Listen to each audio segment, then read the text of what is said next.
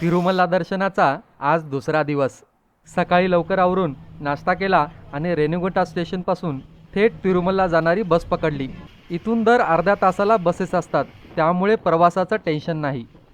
तासाभरात आम्ही तिरुमलला पोहोचलो। तिथे आधी सामान लॉकर्समध्ये ठेवलं आणि सरळ गेलो अन्न प्रसादालयात। तिरुपतीला आल्यावर इथला अन्नप्रसाद घेतल्याशिवाय तुमची वारी पूर्णच होऊ शकत नाही।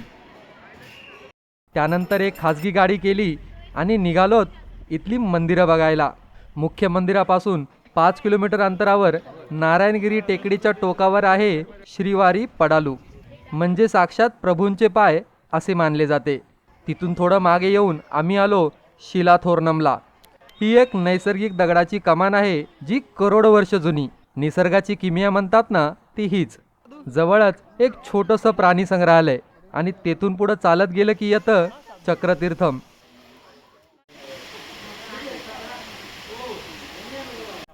पुढचं ठिकाण होतं पाप विनाशम। नावाप्रमाणे श्रद्धा आहे की इथे स्नान केल्याने सगळी पापं धुतली जातात। तिथे श्री गंगादेवीचं दर्शन घेऊन आम्ही जवळच असलेल्या अंजनादेवी आणि आंजनेय स्वामी मंदिरात गेलो।